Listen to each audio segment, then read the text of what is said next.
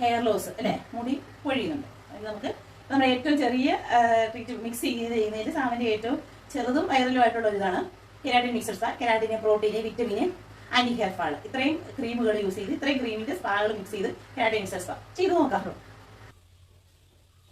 കണ്ടിട്ട് എന്തെങ്കിലും ഫീൽ ആവുന്നുണ്ടോ?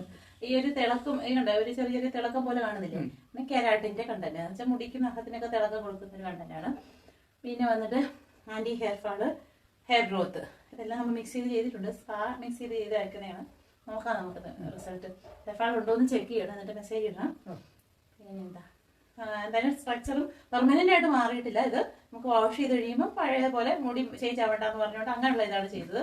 ഇത് പിന്നെ എന്നാലും ഇതിനകത്തുള്ള ഒരു നറിഷ്മെന്റും പിന്നെ ഒരു സോഫ്റ്റ്നെസ്സും പിന്നെ ഹെയർ ഗ്രോത്തിനും ആന്റി ഹെയർ ഫാളിനൊക്കെ ഉള്ള പ്രോഡക്റ്റുകൾ ഇതിനകത്ത് ഇതായിട്ടുണ്ട്, അതുണ്ടാവും.